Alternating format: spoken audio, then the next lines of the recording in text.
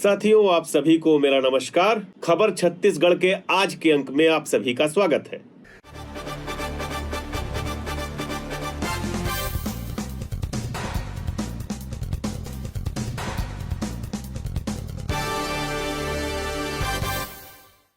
जैसा कि आप सभी जानते हैं कि भारतीय जनता पार्टी ने छत्तीसगढ़ विधानसभा चुनाव के लिए 85 सीटों पर अपने उम्मीदवारों की घोषणा कर दी है।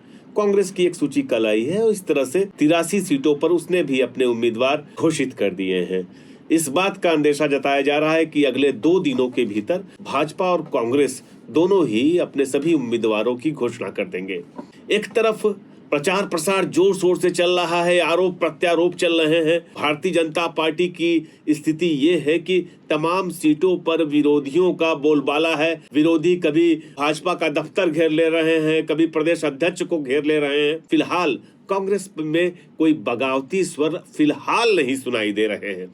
इन सब के बीच जो सर्वाधिक चर्चा में है वो है देश के गृह मंत्री और पूर्व तड़ीपार अमित शाह जी। अमित शाह राजनांदगांव आपको बता दें, जैसा कि आप जानते भी होंगे कि ये पूर्व मुख्यमंत्री रमन सिंह की कंस्टिट्यूएंसी है। वहां पर उन्होंने सभा की थी 3 दिन पहले, जिसके बाद कांग्रेस के लोगों ने गहरी नाराजगी व्यक्त की। तमाम बातें ऐसी कही गई थी जो अशोभनीय थी, जो कम से कम चुनावी सभा में ऐसी बातें नहीं कही जानी चाहिए। लेकिन जैसा कि आप जानते हैं, भारतीय जनता पार्टी अपनी भाषा, अपनी बोली और खास तौर से प्रधानमंत्री नरेंद्र मोदी, अमित शाह और नेता भी हैं, हिमंत बिस्वा शर्मा हैं, वो भी कल छत्तीसगढ़ में ही थे। उन्होंने तमाम आपत्तिजनक बातें कही, लेकिन अमित शाह ने जो कहा वह शोभनीय नहीं था। राजनांदगांव के बाद आज अमित शाह जगदलपुर बस्तर में जो की है, एकमात्र वो सामान्य सीट है वहां की, उस पर आज उन्होंने एक जनसभा की।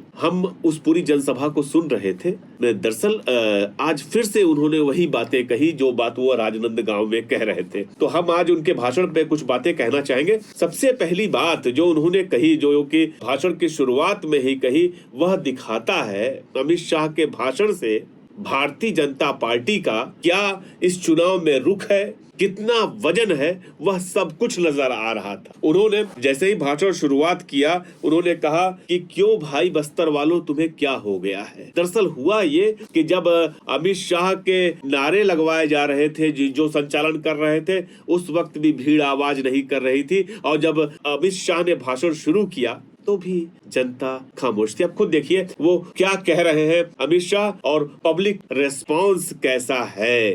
क्यों भाई बस्तर वालों की आवाज को क्या होगा?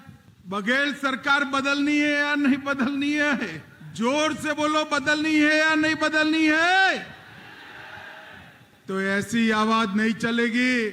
मेरे साथ दोनों हाथ उठाइए, उठाइए दोनों हाथ, विजय के संकल्प की मुट्ठी भींचिए और प्रचंड आवाज से बोलिए, भारत माता की, भारत माता की। एक बात बिल्कुल नई हुई है जो कि आज की सभा में देखने को मिली। यह स्पष्ट हो गया है कि जो ये 5 राज्यों के विधानसभा चुनाव होने जा रहे हैं, उसमें राम जन्मभूमि एक मुद्दे के तौर पे उभर आई है। आज अमित शाह ने जगदलपुर की सभा में साफ तौर पे कहा कि आप लोग 3 दिवाली मनाएंगे। 3 दिवाली, एक दिवाली जो त्योहार है, अमित शाह का दावा था कि 3 दिसंबर को जब चुनाव परिणाम आएगा तब दिवाली मनाएंगे, और एक तीसरी दिवाली जनवरी के महीने में जब राम जन्मभूमि के फाटक खुलेंगे तब। इस बार देश भर में एक दिवाली मनेगी। सब जगह एक ही दिवाली मनाते हैं ना, मगर हमारे छत्तीसगढ़ में 3 दिवाली मनानी है। पहली दिवाली तो दिवाली के त्योहार की मनेगी, दूसरी दिवाली 3 दिसंबर को जब सरकार कमल की बनेगी तब मनानी है, और तीसरी दिवाली जब राम जन्मभूमि पर अयोध्या में जनवरी में प्रभु श्री राम का मंदिर होगा, तब भी राम के नैनीहाल में दिवाली मनेगी। तो यह कहना बिल्कुल तय है कि अब इसको भारतीय जनता पार्टी छत्तीसगढ़ का चुनाव, जो कि मूल रूप में साफ नजर आ रहा है कि यह भूपेश बघेल सरकार की योजनाओं वर्सेस भारतीय जनता पार्टी के बीच में है, जो अपनी वादा खिलाफी के लिए कुख्यात हो चुकी है छत्तीसगढ़ में, जिसने किसानों से बोनस का वादा किया था, जिसने किसानों से धान के समर्थन मूल्य को 2100 रुपए का देने का वादा किया था, जिसको पूरा न करने के बाद भारतीय जनता पार्टी को 2018 में सत्ता से बाहर जाना पड़ा। लेकिन अब अमित शाह के इस भाषण से स्पष्ट हो गया है कि राम जन्मभूमि भी एक बड़ा चुनावी मुद्दा होगी। तीसरी बात जो अमित शाह के भाषण में दिखाई दी और जो मुझे सुन करके बहुत आश्चर्य भी हुआ और बड़ा हास्यास्पद भी लगा, अमित शाह यहाँ पर आज छत्तीसगढ़ विधानसभा चुनाव के सभा में नरेंद्र मोदी के लिए वोट मांग रहे थे। उन्होंने साफ तौर पे कहा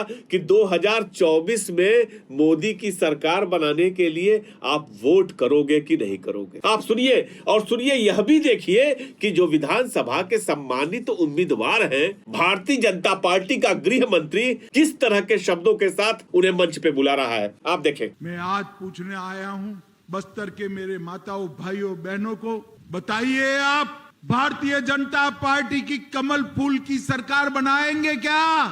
जोर से बोलिए, अंत तक बनाएंगे? कमल के फूल पर बटन दबाएंगे? आगे आओ भाई तीनों प्रत्याशी जरा। हमारे तीनों प्रत्याशियों को प्रचंड बहुमत से जिताएंगे क्या? मोदी जी के हाथ मजबूत करेंगे क्या? 24 में मोदी जी को फिर से प्रधानमंत्री बनाएंगे क्या? एक बड़ा दावा जो कि लगातार गृह मंत्री अमित शाह कर रहे हैं। मुझे आश्चर्य होता है इन दावों पे। उनका कहना यह है कि नरेंद्र मोदी की सरकार में छत्तीसगढ़ में हिंसक घटनाओं में कमी आई है और वह इस जो कमी आई है हिंसक वारदातों में, वह उसके लिए सीधे तौर पे मोदी सरकार की के जो कार्यक्रम है उनको बताते हैं वजह। लेकिन आश्चर्यजनक है वह एक बार भी इस बात का जिक्र नहीं करते कि छत्तीसगढ़ सरकार ने जिस तरह से बस्तर और तमाम नक्सल प्रभावित इलाकों में जो योजनाएं चलाई उसका परिणाम सामने आ रहा है। पहले आप सुनिए, पहले अमित शाह क्या कह रहे हैं, उसके बाद में हम आपको बताते हैं। मोदी जी के 9 साल में हिंसक घटनाओं में 52% की कमी आई, मौतों में 70% की कमी आई, नागरिकों की मृत्यु में 68% की कमी आई, जिले जो प्रभावित थे, पुलिस थाने जो प्रभावित थे, उसमें 62% की कमी आई है।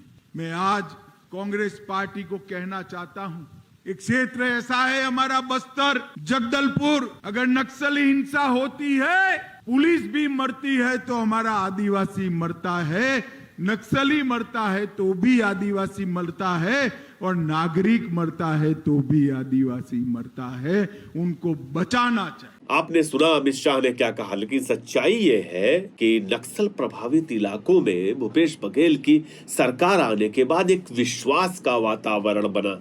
स्थिति यह थी कि जो स्कूल बंद थे, करीब 300-350 पुराने बंद स्कूलों को फिर से शुरुआत की गई, दूर दराज के इलाकों तक सड़क पहुंची। मुझे अब तक याद है कि 2018 तक स्थिति ये थी कि जो केंद्र सरकार की ग्रामीण विद्युतीकरण की योजना है वो बस्तर के तमाम गांवों तक नहीं पहुंच सकी थी। लेकिन इस विश्वास की वजह से जो कि भूपेश बघेल की सरकार, कांग्रेस सरकार की ने वातावरण बनाया, उसकी वजह से यह संभव हो पाया कि दूर दराज के इलाकों में भी इलेक्ट्रिफिकेशन हुआ, लोग वहां तक पहुंचे, डॉक्टर पहुंचे, वहां तक स्वास्थ्य सुविधाएं पहुंची, बुनियादी जरूरत की चीजें पहुंची, वहां के लोग शहरों की तरफ आए। अगर अमित शाह यह कहते कि केंद्र और राज्य के अंतर संबंधों की वजह से यह संभव हो पाया तो बात बनती, लेकिन जो वो दावा कर रहे हैं उनका दावा पूरी तरह से गलत और झूठ है। एक आखिरी बात, यह लाइन सुनिए, अमित शाह इस देश के गृह मंत्री जिनके ऊपर पहले भी तमाम आरोप रहे हैं, किस तरह की भाषा का इस्तेमाल कर रहे हैं। आज मैं कहने आया हूं, भाइयों और बहनों, आप एक बार फिर से भारतीय जनता पार्टी की सरकार लाओ।